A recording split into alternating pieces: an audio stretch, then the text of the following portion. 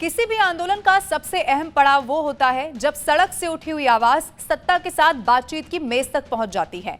CJP के आंदोलन में आज वही दिन था। सरकार और आंदोलन के प्रतिनिधियों के बीच औपचारिक वार्ता हुई है। कुछ मांगों पर सहमति के संकेत मिल गए, लेकिन धर्मेंद्र प्रधान के इस्तीफे की मांग पर सरकार ने कल दोपहर तक का समय मांगा है। अब ऐसे में सवाल सिर्फ एक मंत्री के इस्तीफे का नहीं है। दरअसल आज दिल्ली के विठल भाई पटेल हाउस में करीब 1 घंटे तक चली इस महत्वपूर्ण बैठक में सरकार की तरफ से केंद्रीय मंत्री जेपी नड्डा और डॉक्टर जितेंद्र सिंह मौजूद रहे। वहीं सीजेपी की तरफ से मुख्य प्रवक्ता सौरभ दास और राष्ट्रीय प्रवक्ता आशुतोष रांका ने आंदोलन का पक्ष रखा। बैठक का एजेंडा बिल्कुल साफ था। आंदोलन की 3 प्रमुख मांगों पर सरकार का रुख क्या होगा।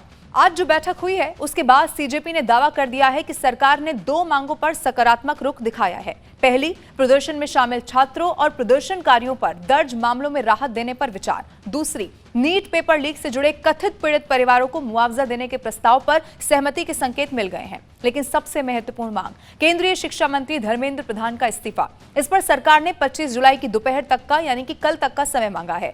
इसका मतलब यह हुआ कि 2 मांगों पर बातचीत आगे बढ़ गई है, लेकिन पूरा आंदोलन जिस एक मांग पर टिका हुआ है, फैसला अभी भी उस पर अटका हुआ है। लेकिन एक बात आज की घटनाओं से बिल्कुल साफ नजर आई कि सरकार इस मुद्दे को अब सिर्फ एक प्रदर्शन के तौर पर नहीं देख रही है। बातचीत के लिए अपने वरिष्ठ नेताओं को आगे करना, मांगों पर चर्चा करना और फैसला लेने के लिए समय मांगना, इस बात का संकेत है कि सरकार समाधान की कोशिश में है। इन सब के बीच प्रधानमंत्री नरेंद्र मोदी ने भी देर रात युवाओं और शिक्षा से जुड़े हुए मुद्दों पर अपना संदेश साझा किया और किस तरह से किया यह भी देखना होगा। उन्होंने अपने मोबाइल से यानी कि फ्रंट कैमरा से वो वीडियो बनाया और उसमें सीधे सीधे उन्होंने जेन जी से कनेक्ट करने की कोशिश की। वहीं आंदोलन के दौरान अपनी भूख हड़ताल को जारी रखे सोनम वांगचुक का अनशन भी तुड़वाया गया।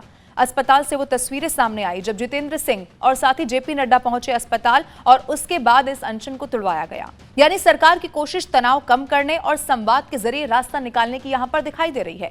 लेकिन इस पूरे घटनाक्रम के बीच एक सवाल विपक्ष की भूमिका को लेकर भी उठ रहा है और उठना भी चाहिए।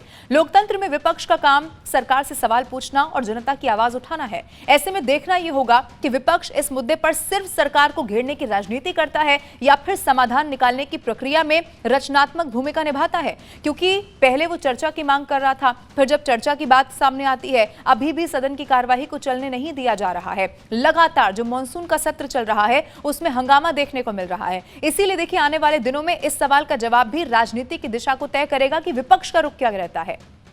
आंदोलन जारी है, बातचीत भी जारी है। अब कल की जो दोपहर है वो सिर्फ एक तारीख नहीं होगी, बल्कि इस पूरे आंदोलन का टर्निंग पॉइंट साबित हो सकती है।